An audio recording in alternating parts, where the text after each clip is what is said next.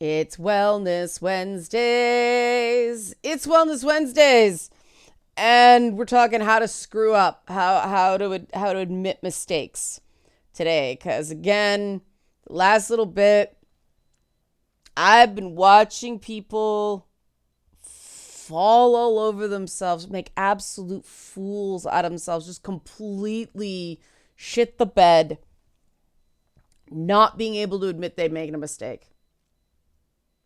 And it's also the topic on It's Not Therapy this week, about making mistakes without shame, or less shame, or healthy shame, as the guest says. But yeah, the idea of centering and stillness and just feeling feelings and go, yep, mess that up, but tangle up and tangle on, right? And it is a skill. It's a learned skill. No one is naturally good at making mistakes. You get good at making mistakes by making mistakes and learning how to recover from them.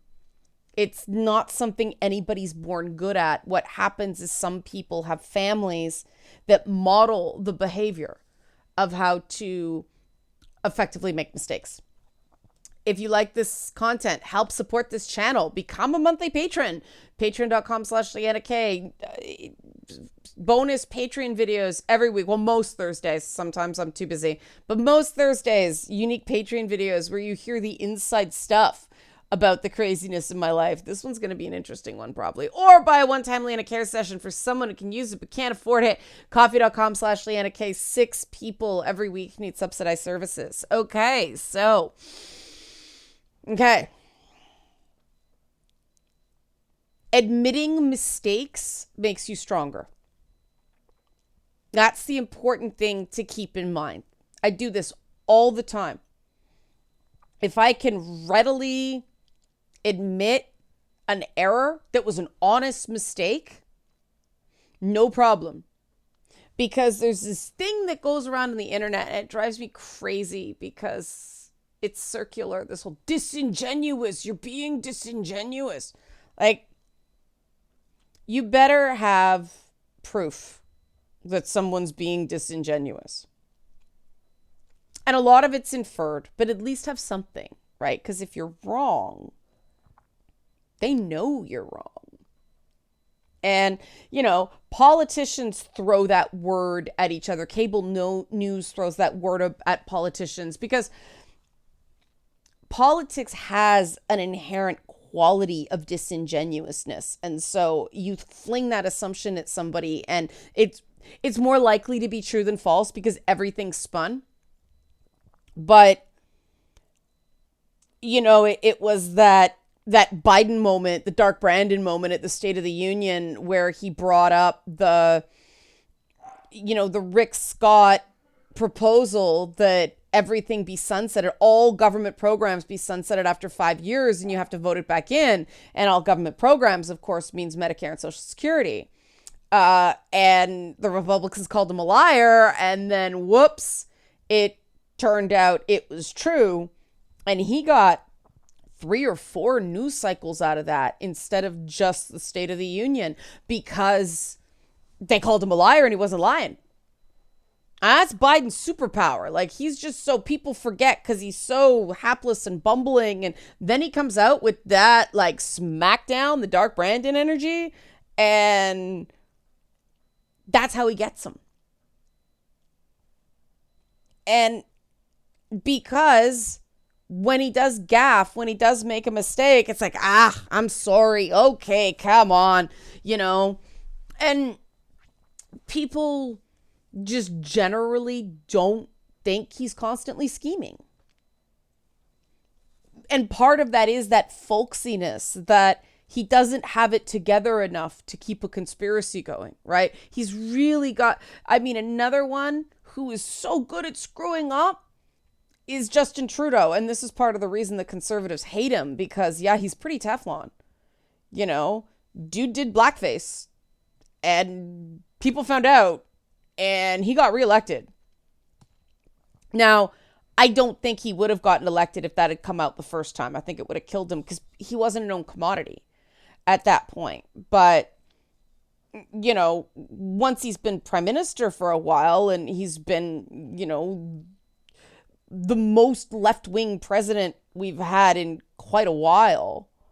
So when it happened and he just came out and said, I'm pissed at myself. It was stupid. There's no excuse for it. It was wrong. And people are like, yeah, okay, sorry.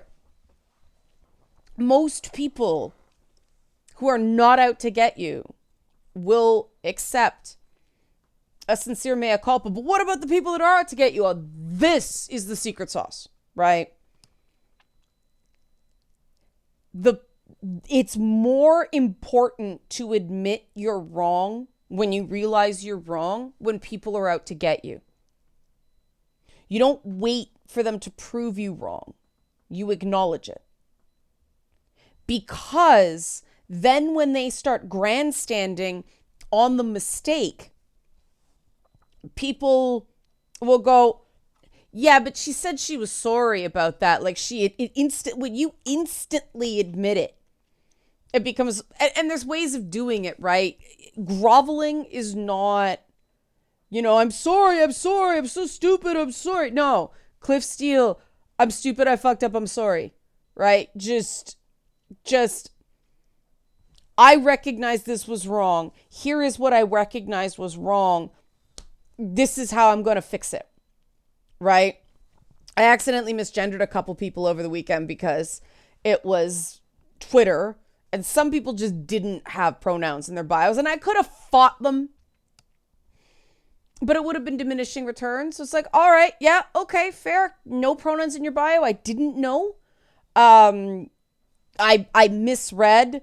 Somebody had femboy fan in their bio and I thought that meant, like fan was the noun, femboy was the modifier, but no, it was fan of femboys. And so I assumed that femboy, boy, gender, right? No, turns out not. The person wouldn't give me their actual pronouns because they were being a jerk. But I just started using gender neutral pronouns. And right there, they can't get on you, right? Because, they can, but it's disingenuous because you've said, all right, didn't know, fine. Going forward, I use gender neutral pronouns because they weren't cooperating, but I wasn't going to keep making the mistake. I wasn't going to be the jerk. And that weakens them because you're being decent about it and they're not. And people see that. And so then when they start grinding it in, it's petty. It seems petty and people see that for what it is. And, this is also important when you've done something that, isn't necessarily upstanding morality. Like over the weekend, people were deliberately spoiling things. And they were coming up with all this crap about, spoilers actually make it more enjoyable for people. Like, yeah, there are articles about that, but nothing that is forced on a person is enjoyable. So if, somebody wants to be spoiled and can read it up that way, but most people find spoilers annoying and don't like it when you do it to them. It's not done, they were doing it to be a prick and they were doing it maliciously and they wouldn't own it. And they got all their people to ratio me and dogpile me, and it didn't make them any more right, and it didn't make them any more honest. And because people didn't want trouble, some people fought them. But a lot of people just quietly watched and DM'd me or mentioned it to me privately that was stupid. And, you talk to people about it, and they're like, what? No, spoilers are annoying. And they looked foolish and petty when it would have been better to just go either, you're right, weak moment, sorry, or yeah, I hate these people. I am being malicious. I am being a bit of a bully. These people have hurt me. I stand by that. Now, that's a choice. People are going to judge you. But it's really better to be seen as an honest asshole than a dishonest twerp, right? For lack of a better term. And that's why it's so important. Like, even you guys tell me all the time I apologize too much. I'm Canadian, but to me, it's important to model the behavior. Because one, I own when I'm wrong. So when people go, well, she just can't admit she's wrong, it's bullshit. I absolutely can admit when I realize I'm wrong, right? I err on the side of, could I be messing up here? I'm not going to apologize when I don't think I've done something wrong, because that's insincere as well, and no trust can be built that way. When I say I'm sorry, I'm sincerely sorry. And the nice thing about that is, if I mess up and I admit it and I say I'm sorry, I'm not doing that to get a person to like me. I'm not doing that for a result. I'm not doing that to change the conversation. I'm doing it because it's the right thing to do. So no matter what outcome I get, somebody can accept the apology, they cannot accept the apology. I didn't do it for them. I did it because it was the right thing to do. Like, I shouldn't say I didn't do it for them. I do it out of respect for them. I didn't do it to force them into some response. I did it because it was the right thing to do. And so even if they go, no, I don't accept it, you're a this, you're a that, it doesn't matter. Does not matter. I know I meant it. I know it was sincere. I owned what I did. You get a real peace of mind that way. The other thing about it is, if you own your conduct and other people start acting badly, you can actually call them on it and not be a hypocrite and not get into the whataboutism and, well, you did this, well, you did this, well, you did this. It's like, yeah, I made that mistake and I owned it and I apologize. And that's what I'm looking for from you here. I'm not insisting you do it. I'm not asking you for that. But, you know, it's a bad look. And this one poor person I talked to over the weekend, they clearly did not know how to properly apologize. Because the issue there, they wanted me to take down some tweets. I stand by the tweets. I wasn't doing it maliciously. When I screen cap tweet, part of the reason I screen cap tweet is so people, it's harder to fire back at somebody, right? So you're minimizing harassment, but also I'm chronicling something so people can't spin that I'm the big bad wolf. No, this is how it went down. You can check my timeline. You can see what's going on, because social media is crazy and it's sometimes hard to follow the insane shit that finds me. This person really wanted the tweet taken down. I didn't understand why. It had been hours and nobody was coming after them for it. But, well, I shouldn't say nobody. It was a dozen people. It was not a big deal, right? But I said, if I let you off easy here and I don't feel like you've learned anything, then if you go and you do this shit, this smearing shit, this lying about somebody to someone else, I'm possibly responsible because I let you off easy and I rewarded you for the tactic. And this person didn't get it. They kept saying, yes, I'm sorry I was rude. I don't care if someone's rude. I'm rude sometimes, but I don't lie. It's one thing to be a jerk about being honest. It's another thing to be a jerk and dishonest, right? And I kept saying to them, I don't care that you're rude. Fine, you were whatever. It's that you lied. You said something about me you knew was not true. It was provably false. It was pointed out to you. You kept repeating it. That's dishonest. And they didn't get it. And I'm pretty sure they didn't get it because they couldn't get it.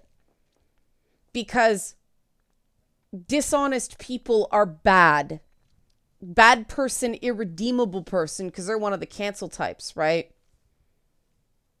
So if you do one bad thing, you're a bad person. That's it. Irredeemable. And so they just couldn't cross that threshold. And so they blew it. Now, I ended up taking the tweet down anyway, because I put up on Twitter that, look, it's been assured to me that this person will try to reduce some of the harassment. Of course they didn't. But I'm taking the tweet down as a sign of goodwill, hope for the best, plan for the worst, right? And I had a feeling not much was going to change, but I didn't want to be seen as, she goes running to somebody with partial screen grabs and, I begged her to take it down. So I was like, I'm going to cover my ass. But I drew it out because of my own conscience of, look, this shit matters. And I know how scared people are of cancellation attempts. And I do think good ideas are getting lost because people are afraid to speak.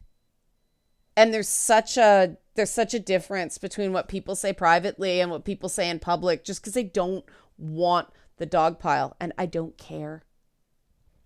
But this person got a less good result because they couldn't own their shit.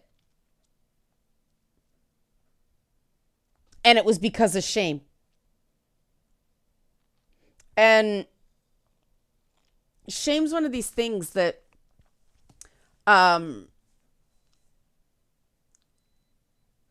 it can cripple you, and it can make you behave in ways that are wrong, but you're just so desperate to cover up the thing that's making you ashamed. And then you can't admit it because you're ashamed, and so you do worse, and so on and so forth.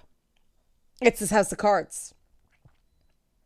And so then people get very, I really think that a lot of these people that go around calling people, bigots at the drop of a hat, it's shame. They're throwing it out so nobody looks at them. They're saying the right things so they're safe, right? But the problem with that is that you better be completely beyond reproach if you do that, or you look like a hypocrite. And that's what these people end up looking like, right? But shame causes you to deflect and project. What's fascinating to me is that they know it's not true when they say it.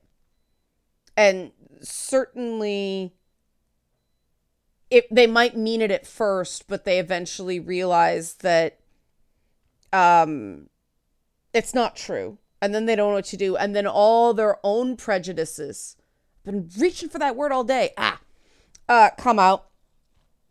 And then you start seeing the bugs under the rock, right? And because they haven't worked on themselves, because they haven't had that accountability all along,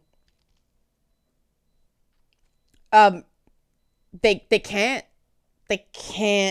recover. And the other thing about accountability is accountability and empathy go hand in hand. You have to be in touch with yourself and really be honest about what's going on with you so that you can put yourself in another person's place. And I mean, there's one Leanna Care's client I talked to about the double empathy gap all the time. And this is something I want to talk about more. I may do it for next week. I don't know. Next week's going to be a weird week. I'm not at my desk. I'm traveling next week.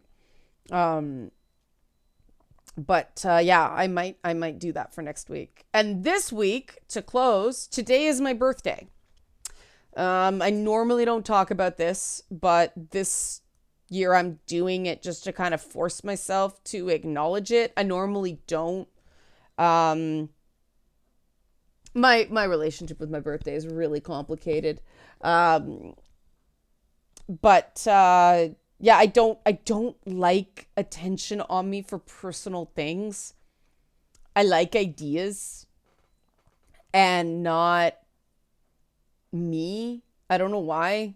It's weird. It's not, something about myself I haven't quite figured out. Working with Song has been really good because she's like, I like attention, and I'm like, you know what? I love that she can just admit that. It's great. Because I don't. I have to construct all these frameworks to be okay with people noticing me. Um, but again, self-awareness, right? I can do it because of self-awareness. And I know that if I believe strongly enough in an idea, I can get over that profound introversion. And that's why I talk to you 4 days a week, every week. All right. Help support this channel if you like this content. Become a monthly patron, patreon.com/Leanna K, or buy a one-time Leanna Care session for someone who can use it but can't afford it. 6 per week. We need 6 per week. We came up too short last week. Coffee.com/Leanna K. Thanks for watching and be well.